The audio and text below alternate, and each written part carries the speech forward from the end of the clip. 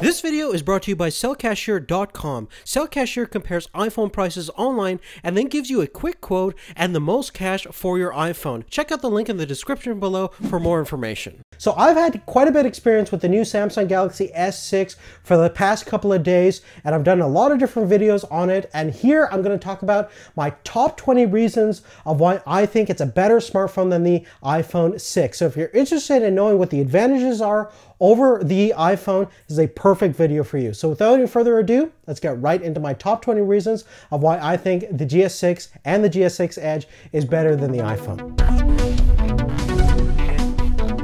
Now, the first thing that we're going to talk about is the battery performance on the GS6. Based on my personal independent real-world scores, I got about 2 to 3 hours on average on my day-to-day experience test better on the Samsung Galaxy S6 compared to what I got with the iPhone. Definitely check out my full comparison video, but based on that, as well as the Geekbench 3 battery test, we found better overall battery performance on the Samsung. Furthermore, you'll even get better battery performance if you enable the power saving modes on the Samsung as well. Next, we also have quick charging 2.0 technology on the GS6, similar to what we found on the Note 4. So we can get 0 to 100% charge in just under 68 minutes, which is quite fantastic. The fast charger is also included in the box, which is definitely nice to see. And plus you can get 0 to about 60% in just under 30 minutes. So if you need a quick charge, that's a great feature to have. Something that would be very nice to have on the iPhone. Another thing that would be nice to have on the iPhone is wireless charging. We have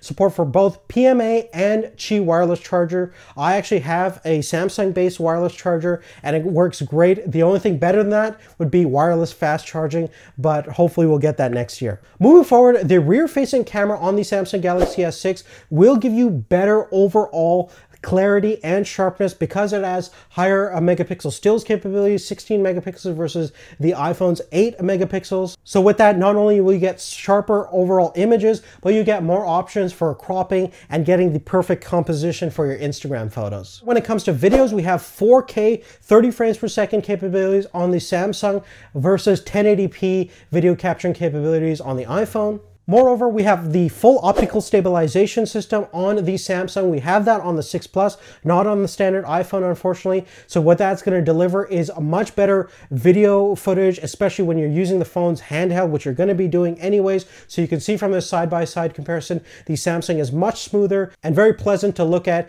especially when you're walking and shooting videos with the phone. Plus, you can shoot at a lower shutter speed, so you have the potential of getting brighter, sharper images in more low-light conditions. In terms of the front-facing cameras, we have a pretty big night-and-day difference between the two.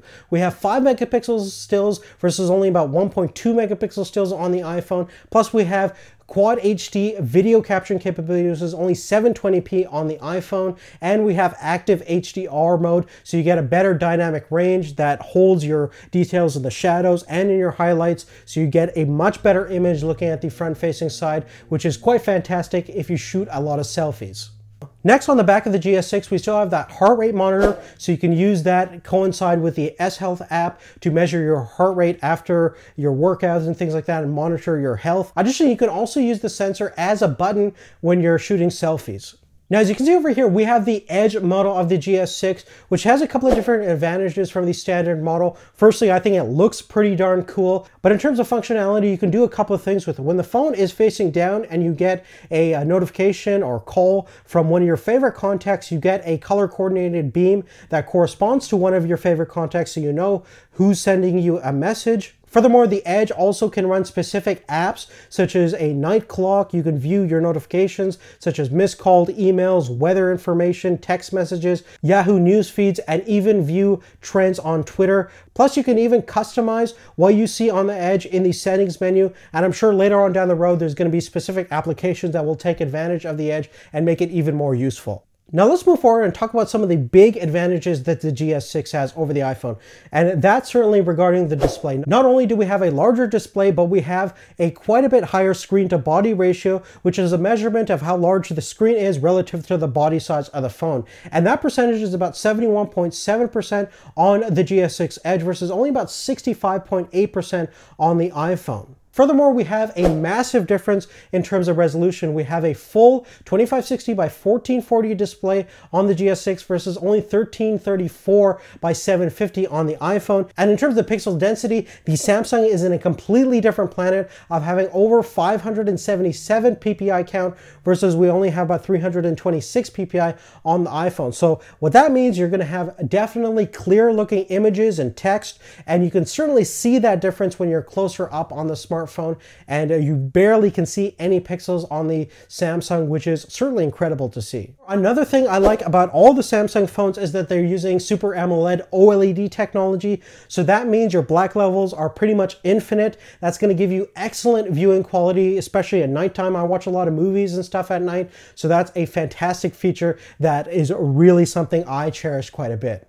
Now let's talk about some of the internal advantages that the Samsung presents. Firstly, it has a brand new octa-core Exynos processor compared to the dual-core chip that we have on the iPhone. And certainly when it comes to the multi-core capabilities, if there's an application that utilizes all those cores, you're definitely going to find faster processing speeds on the Samsung compared to the iPhone. Plus, in terms of RAM, we have 3 gigabytes versus only 1 gigabyte of RAM on the iPhone. Additionally, if you do a lot of gaming, the GPU on the Samsung is miles beyond of what the Power VR chip can do on the iPhone, as you can see from our 3D Mark benchmarking results. Now at the back of the Samsung, we have a glass back, which is a complete fingerprint magnet and an extremely shiny surface, which I'm not the biggest fan of, but rest assured that it is extremely durable and very scratch resistant. After using the iPhone for a couple of months now, you definitely can get small hairline scratches, and if you put the phone in your pocket with your keys, you will find eventually those keys will scuff up your phone over a long-term basis,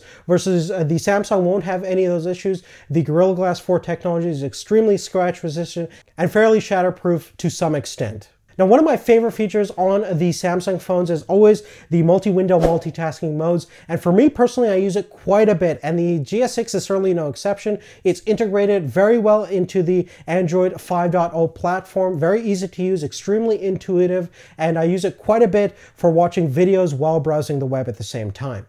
Another great thing I love about the Samsung is that it has OTG support, so you can plug in an on-the-go cable, plug in your USB thumb drive or hard drive, and transfer data back and forth. I do that pretty much on a constant day-to-day basis, a feature that I really can't live without. Another tuning feature of the GS6 is we still have that IR blaster, so if you want to use it to control your television or anything else that has a remote, you have those capabilities. Winding down, there's also a couple of different software features I like about the Samsung. We still have the download booster mode, so you can get faster downloading speeds by coupling your Wi-Fi and your LTE at the same time. Additionally, we still have the Smart Stay mode, where the phone will actually monitor your face and eyes and determine whether you're looking at it or not, and turn off the display accordingly. We still have all those different gesture controls that we know and love. One of my favorite features is you can swipe with your palm on the display and capture a screenshot. And last but not least, one of my favorite new additions is the double tap to open up your camera app on the GS6. Very handy for capturing those unexpected moments.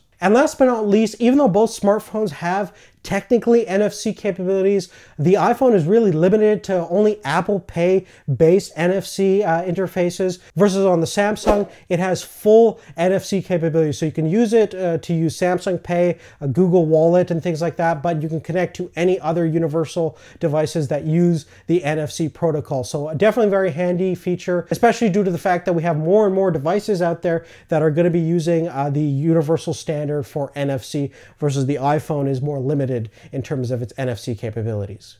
But other than that, guys, that's really it. Thanks again for watching. Make sure to check out my counter argument of this video, where I discuss my top 10 reasons of why I think the iPhone is better than the Samsung. So definitely check that video out if you haven't already. And we also have a dedicated video comparing these two, plus a whole bunch of other comparisons regarding the battery tests, the speed test, and the camera. We've done a lot of different work on these two smartphones, and hopefully it helped you out in some way. If you like to support our channel, definitely check out the links down below, and subscribe to our channel if you haven't already. Thanks again for watching. We'll see you later. Take care. Now, just one last thing, guys. I get a lot of people asking me on what they should do with their older smartphone. Should they put it on eBay, Craigslist? But to avoid all that hassle, there's actually a really cool service called Cashier. And if you go to sellcashier.com, these guys will actually buy your existing iPhone from all the major US carriers. They currently operate in the United States, but it's really simple to get a quote. You just select what carrier you're using, the specific model of your iPhone, and the overall condition. They'll even send you a free prepaid label and a box for free,